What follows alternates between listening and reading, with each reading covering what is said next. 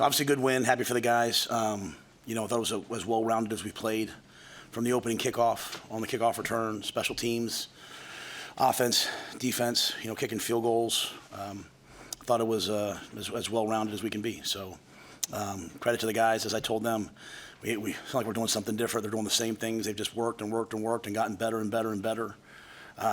Especially proud of those seniors. 30 of them, all different, different journeys to get here. But especially the guys who've been here for a long time. They've been through 3 coaches, different ADs. As I said earlier, they've stood in the gap. It's not easy to do, in a place with expectations like this, and they've done it. So I was really happy for them to be able to grab that trophy, and they've never seen it before, and hold it and bring it in the locker room. So happy for them. Happy for last year's seniors. It was great to see, the Ethan Pipers, the Taggies, the Reimers, the guys who, we weren't able to get them there last year. I promised them last year that I'd fly them to the bowl game. So I was happy that we can guarantee a couple more weeks, and we can bring those guys from last year hopefully to the bowl game this year. So the players to do this. You said that they're going to be the guys who do it. Your offense certainly did that today. What accounts for how well your offense played from the very first drive until the final touchdown? Well, Sam, it's I just can't have a good moment, right? You know me, I have to always be whatever. But even at halftime, I was like, we turned the ball over on the 20-yard line, so they gave our offense did. We missnapped it on third down for again. We had a penalty after a touchdown that led to a good kickoff return. So, we dropped a couple touchdowns. So there was still a ton of plays that were left out there. I just think Dylan was really on, and we ran the football really well. Ja'Cory worked the middle of the field. But, I thought Emmett was, first 100-yard rusher of the season. But, also catching the ball in the backfield. The tight ends showed up. The ball went to where it was supposed to be. We were able to protect the quarterback. So I just think, they went out and they executed. And when we executed, we scored. When we didn't execute, we struggled to score. But that's my point. There was no new plays. I had to call timeout a couple times because Dana was, tripped up trying to get the words out. And because, he knew what he wanted. And a lot of plays, some of the other coaches helped him with. I thought it was great collaborative by those guys on the sideline. Speak to the rhythm that your offense found into the first half and then into the second half, just the rhythm and play calling and just the way that the offense moved. Yeah, I think, if you go back throughout the course of the year, we've had a lot of drives killed by penalties and things like that. I thought there was no negative plays, right? So last week, I know you guys asked me about pushing the ball on the field. I said, well, we were able to get the ball in the quarterback's hand. Every ball kind of went forward, right? It's like playing links golf, just keep knocking it down the fairway. And today we were able to do that, but also make some explosive plays. But the players made the explosive plays. The players made people miss. Emmett was untackleable at times today, right? So I thought that was another component to it. And then we were probably, more aggressive in the fourth quarter. As I've talked about, me looking at it, saying, hey, how do you kind of challenge and change the way that we're going to play to be a little bit more explosive? And we threw the ball more in the fourth quarter than I normally would. And Dylan made those plays. He made great decisions. He put the ball where they needed to be. And even I don't know how many we scored, but 44. We probably could have scored 55. With a couple balls hit our hands and we had to kick field goals. So, credit to those guys for coming out and making the plays. What does it mean just to advance the program forward at this point, to finally get over this hurdle that's blocked the program since 2016? Well, I think there's obviously a psychological component to it, but there's also a physical component to it. And as I said when I was talking to the production, you think the last 7 years Wisconsin's been in a bowl game. That's roughly 15 practices a year. That's 105 practices that their players have had of development that we haven't had. And so, this is a great way to send off the seniors. It's also an opportunity for us to continue to develop our players. And then kind of the cloud that kind of hangs over everything, it's gone. This will be the last time we ever celebrate 6 wins. But as I've told our players, it's always the hardest to do it, because it's always hard to be the first to do it, right? Everyone's always, your own self. You're questioning, is this right? Is that right? Once you do it, it's like, okay, this works. I trust it now. And so I can't thank, Ty and Giff and Nash and all those guys enough. Bryce, they've trusted it. And, whether it was Buschini putting the ball out of the 2, it just comes down to players making plays. And so I hope as we come in tomorrow, our players have a much better picture of what's possible when you do things at the level they're capable of. And, we've gotten to a bowl game. We have another opportunity on Friday to go play another game and a rivalry game, and it should mean a lot to us. What kept your confidence during this tough stretch here, the 4-game losses, and keeping this team together? You make some personnel changes, but what made you believe in this team so much? Well, it's like again, it's the third time I've done this, and I'm in the same exact spot that I've been every other time, right? So it's just kind of like, the hard thing now is, you see other people that are doing it faster in different ways, and so I guess that makes sense. Like, why people say, well, why didn't we do this? Why did we do that? But, I was just trusting in what I saw, and like I said, at USC, me and Troy were talking this week. I said, they get a defensive pass interference missed call on the one and one on the goal line. If we score one of those two touchdowns, does everyone now believe that what we're doing is right? So, but again, as I said to you guys, I wasn't going to worry about the refs. I was just going to worry about trying to play better. And I think the guys are just getting better. We have a freshman quarterback out there. Like, he's going to get better every week, right? Like, we have young players. We have guys who have. So I just think seeing the guys, seeing the way they work every day, knowing that they're here. They hear all the noise, and they probably have their own questions. Like, Coach, you're working us really hard, and we're not getting what we want. But no one's ever accomplished anything in life by quitting halfway through. And one of the quotes, and I think it was James Clear who said this, whether something's a success or failure usually depends on when you measure it. So if you measured it last week, you would say, boy, they're failing. Today, you might say, boy, they're being successful. And so I just prefer to take the long approach. There's unbelievable leadership here, whether it's, President Gold, whether it's Troy Dannon, whether it's Governor Pillen, whether it's all the people that support the program. All the people have just kept saying to me, like, hey, we trust you, just keep doing it. And I keep saying that to the players. And I think you saw a team today that, a lot of questions you guys asked me this week was, hey, where's their head at? Like, I thought you saw a team today that obviously believes in what we're doing. What was your immediate emotion? When you know when you're going to win. There's probably about 3 minutes left. You're up 19. What is the emotions that flood over you, and what did you see from your team? I was. It was important to me that those, because Wish came over to me and said, hey, those guys need to go grab that trophy, and I had forgot that there was a trophy, and not because we haven't had it. It's just not the way my brain really works that way. But I was like, I just can't tell you like how much Ty Robinson means to me. I just can't express it. I can't express how much.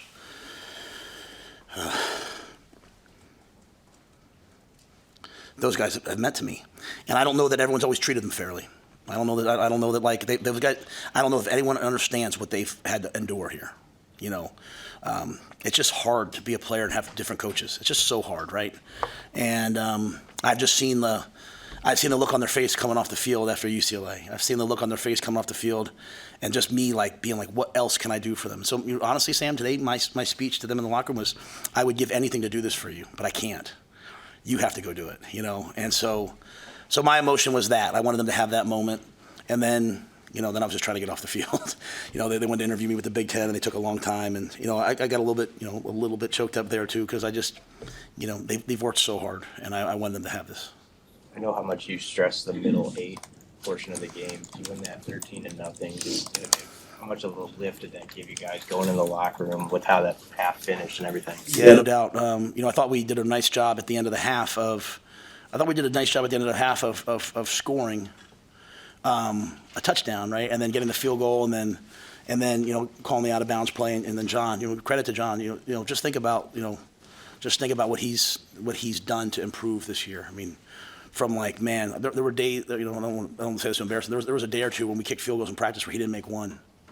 And I told you guys, I sat there that day talking to him while he was in the hot tub, and I was like, hey, you'll get through this at some point, I promise you. And just to see him, just the faith we had in him. But that was really important coming out of the half. We could have had a touchdown there too coming out of the half.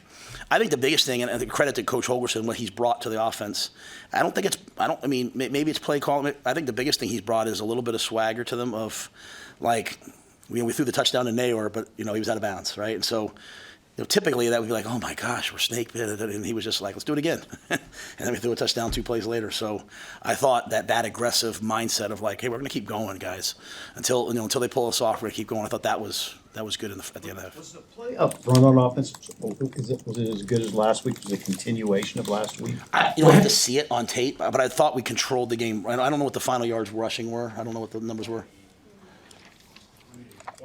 That's Wisconsin, like that's a tough physical team, and they held Oregon last week to 16 points. Like they held Penn State. Penn State scored a late touchdown to make it 28. No one the whole year. I don't think it was maybe Alabama scored this many points on them. So I would assume that we ran the ball well. I thought we were able to drop back and throw the ball on first and second down without any heat coming at us, and guys executed like the play to Emmett down the sideline. I don't know if you guys remember that. That's just that's the hot, and that's just Dylan doing his job and Emmett getting his head around. So, it looked to me but I'll have to watch the tape. It looked to me like we really ran the ball well. And the drive before the half, we were in kind of a 2-minute mode, but we were in 12 personnel. We were in 2 tight ends, and that allowed us to kind of have a run-pass mix. And I just think that's kind of, I don't think that was planned. I think just kind of Dana was feeling it, and the guys were moving the ball. So I would think so, but I'd have to watch the tape. Is there any part of this that's a feeling of relief? Yes, 100%, 100%. And again, it's relief in that I've got the benefit of doing this twice before, and staying like I think I said to you guys like when I made the change with Dana, like I look at the weight room, I look at the training room, I look at sports science, I look at sports psychology, I look at the player development, I look at the recruiting, I look at all the things we're doing and believe it's all right and it's all going to pay off in a big way. It's just I look at the players and they're coming in every day, and then it's a close loss, and then it's a close loss. Will this work? Will this work? Will this work? And I would have liked to have gotten our 6th win a long time ago, but there's something really important to us about playing Wisconsin. To be quite honest with you, Julie and I sat there 2 years ago and we watched the Wisconsin game, and it looked like it wasn't going to work out where I was going to come be the head coach, just couldn't make things work. I remember watching that game and watching Wisconsin it was a close game, and then Wisconsin just kind of beat us up on the line of scrimmage and pull away at the end of that game. And then soon thereafter, Trev and I were able to work some things out before the Iowa game. So to come, full tilt 2 years later, to be able to run the football in the game, to be able to stop the run, yeah, I'm proud of them. But it does feel like relief, and it feels like relief because I want those older players to leave here. Like Giff kept saying, like as he was walking out halftime, like I want to change the program forever. And just obviously we're not where we were in the '90s. We're not there. I'm saying just in terms of like we're not snake bit. There is no curse. You got to just go play good football. And if you play good football, good things will happen. So we'll have to do that again Friday versus a great team. Sounds like Corey Barney put together a career high in receptions and yards as well. How special has it been to see him grow throughout the season? Yeah, Jacory's one of the most competitive guys I've ever been around. He's one of the hardest working guys, and what I like about him is, he doesn't really we're not out there trying to scheme guys up to get open. Like coach is calling plays, and Jacory runs a route as hard if he's the first progression as if he's the 4th progression. He runs every play like it's the last play of his life, and he's out there catching punts. He's out there catching kickoff returns, and I thought the game started off at a really, really good note with the way he started off with that kickoff return. And so you think about our special teams and where we were at Purdue to where we are now, where we're kicking the ball, we're punting the ball down to the 5-yard line, we're turning kicks out past the 50. I wish it would have happened earlier, but guys like Jacory, when they want to play special teams, I think it lights everybody else up. Like, hey, I can do this. And we had a bunch of starters out there playing on the special teams today. All good. Hey, last question. Is this the Emmett Johnson you guys just thought you were going to see this season? I don't want to say I don't say that make sure I couch it the right way. I just think Emmett's like all of our guys on offense. There's probably, as you go through the season, you're not scoring enough points. You start to lose maybe a little the confidence, maybe in what we're doing. Maybe not even in yourself. But Emmett to me was a game breaker today. He was a difference maker. I wish Ramir could have been out there. Obviously Ramir Johnson. If you guys knew the things he's overcome this year to be out there, I mean, it's just amazing person. But it was Emmett, and I thought he played really, really hard. And then Dante, some big crucial runs on 3rd down, and the ones even to score the touchdown. I thought the backs hit it and played hard, but. Yeah, I think we have a lot of Carter Nelson. Carter Nelson's out there playing, then he makes a tackle on kickoff. There's a lot of guys. There's a lot of guys. If they just stop at the end of the year and catch their breath and look up, they've really gotten better over the course of this year. And now we have a couple extra weeks of bowl practice to try to get them even to another level. Matt, what do you do to celebrate? What do you do to celebrate? Personally? Yeah, I'm not talking about that, guys. Don't ask me. I won't ask you.